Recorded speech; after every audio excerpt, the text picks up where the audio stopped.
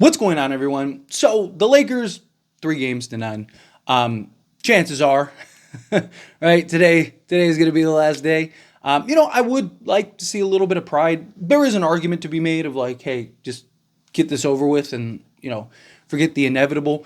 But I would like to see kind of build some momentum for next season. We'll see how many players are on the team beyond this season, see what the roster looks like. I expect a lot of big changes, a lot of shakeup in regards to the just Lakers as a whole in the offseason. Darvin Ham better be fired at some point.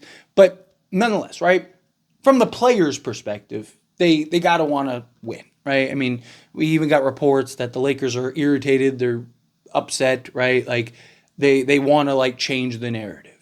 And problem is you're down 3-0, and what's the difference now, right? It's just like, but from the team perspective, do they just say, all right, we're free, let's push all our chips to the table and let's at least make it interesting. Let's at least put up a fight, right? You win game 4, you go into Denver, maybe you get lucky, right? Maybe, you have a game like game 2 and all of a sudden you this time you close and it's 3 games to. I'm not saying necessarily that they come back and win, but from a player's perspective, from a team perspective, it's like, no, it's not over. These guys are competitors. These guys want to lay it all on the floor. Now, us fans, right, we're kind of like, it's a wrap. It's just a matter of when. Is it today? Is it, a couple days from now? Is it, they win in Denver? What ends up happening, right? But Jared Vanderbilt, Christian Wood.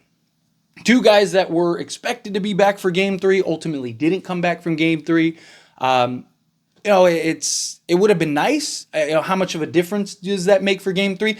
I think that they, especially Jared Vanderbilt, might have made the difference for game 2, but game 3, it's just like, given how it played out, I don't know how big of an impact it'd be. But if you're the Lakers, do you say, forget it, let's just go down with the ship that we currently have? Or do we add some new pieces to that ship and see if maybe that makes even a slight difference, right? Do the Lakers bring back Jared Vanderbilt, bring back Christian Wood for game 4? As of the time of recording this video, we don't have any information either way. So maybe it changes, maybe there is, maybe they do go, okay, let's just keep them out. But I think there is an argument to be made for either side. The side for not bringing them back is just like why, right? Like, are they really going to be the difference? Are you really going to win 4 straight games bringing back Jared Vanderbilt and Christian Wood? Probably not. And then also you run the risk of them, rushing back and then Vando getting even more hurt or Christian Wood getting even more hurt that ends up impacting maybe next season. Because we'll see how it goes. Now, Jared Vanderbilt, he's under contract. Christian Wood, see what happens with him. Does he opt in? Does he say, I don't want to be here, let me go elsewhere? But the Lakers might actually have a bigger role for Wood next year, depending on how things shape up. Lakers, a lot of talk about Trae Young. I'm not super sold on Trae Young. If it happens, cool. We'll talk about it. I'll be excited. I'll be pumped. We'll celebrate it, right? Because he is an excellent player. Just worry about the fit. But if you end up trading for him, then you're likely getting rid of Rui Hachimura, Austin Reeves, probably D'Lo if he opts in, or maybe Gabe Vincent, right? So at that point, maybe you don't have Rui, you don't have some of these other guys where it's like, okay, well, we could still use a power forward. So it's like, hey, Wood, you can get Rui's minutes, you can play Rui's role, and now you got at least him. Maybe he opts in and goes, okay, let's kind of run it back. We'll see. If that's the case, then you definitely don't want to risk him being further injured next season because then he's probably going to be a significant piece for you, right? He's probably going to be a piece that you may end up running a lot more heavy, and a new coach might actually utilize him better. I hated how Darvin Ham utilized Christian Wood. Christian Wood, Rui Hachimura, and then once we got Spencer Dinwiddie, we're the 3 guys that I heavily talked about this year of just I hate how Darvin Ham is using these guys. And I just think that you could have gotten so much more out of these guys. But again, that goes into coaching, utilization, understanding the players and the fit and where they are best at, how to best utilize their skill sets. Just, in my opinion, wasn't done properly this year. So, you there is the big argument of like, just forget it. Like, just let what happens happens. If the Lakers win one in pride, great.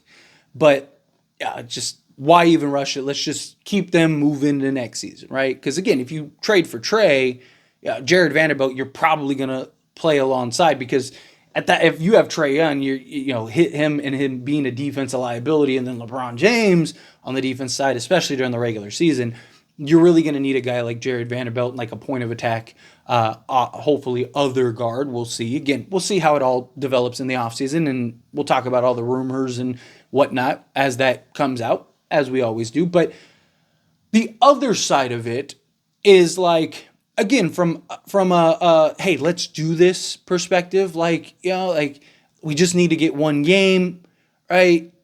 Jared Vanderbilt could have a real impact for the Lakers. Again, do you win game 1 and 2 if you have Jared Vanderbilt, or at least game 2, and maybe now you're down 2-1 looking to tie the series again? Because out of everybody, I think if we had Jared Vanderbilt, I don't think we lose to Denver in game 2. Game 1, maybe, because they kind of just like ran us out towards the end. And then same thing with game 3. But game 2, right? Like, there was a lot of sequences that if Jared Vanderbilt is in that game, might not happen. Because, like, Jokic taking his little, like, crazy shot, and then it ricocheting right to Aaron Gordon, and then the kick out to Michael Porter Jr. Jared Vanderbilt's in the game. He's probably crashing the glass, as he always does. So he's probably fighting with Aaron Gordon, which would allow the defense to get back better, or even maybe he ends up with the ball rather than Aaron Gordon. Or if he's the trailer, then if Aaron Gordon kicks it out, Jared Vanderbilt's probably right there in Michael Porter Jr.'s face. Or at least he's so good at recovering, maybe he closes out. Again, maybe the same sequence happens, maybe it does. Again, a lot of what ifs. It's one of those things. But again, he definitely can have an impact. And not just that, I mean, Michael Porter Jr. starts getting hot. Does Jared Vanderbilt able to start slowing him down to where maybe that impacts the game? So I do think Jared Vanderbilt in particular could potentially win you a game or two, right? But or even with Christian Wood, I think he'd help with the rebounding, help with the offense, give you another guy that you can dump down. Like when Anthony Davis goes to the bench, right? You could put in Christian Wood and allow Christian Wood to kind of operate and on the offensive side and help with the rebounding, play him even alongside Anthony Davis. It also comes down to how much Darvin Ham utilizes these guys, of course. But I do think that there is an argument from a team perspective. Again, I know a lot of fans are kind of just like, it's over, it's done. Like, what's the point?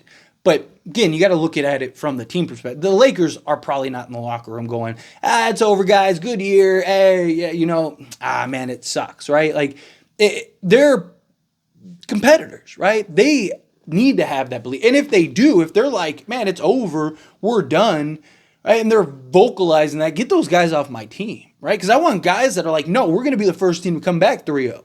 Let's do it. Even if you don't, you need to at least have the mindset in that regard.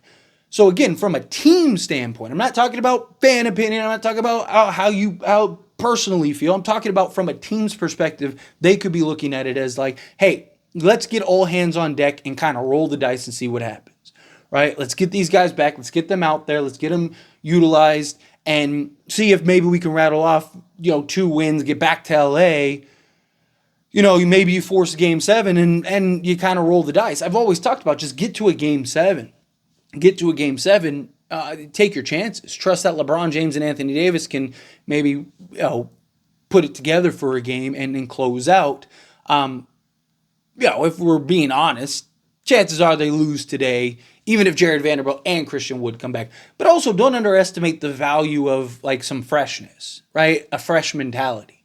Jared Vanderbilt, Christian Wood come back. They're like, hey, we're here now, right? Like we weren't on the court. Right, like this is a different team, right? Like I'm locking up. Don't worry, Michael Porter Jr. ain't going off again, right? Put me out there, coach. I got this. Same thing with Christian Wood. I mean, we saw what Christian Wood was able to do to Kevin Durant. Can he disrupt? Maybe you can even throw him on Michael Porter Jr. and kind of match him size wise, right? I mean, we saw Darvin Ham throw him out there at the 3, and he had some success. again, I don't necessarily think like, oh, that those two guys we're all of a sudden we're going to rattle off 4 straight.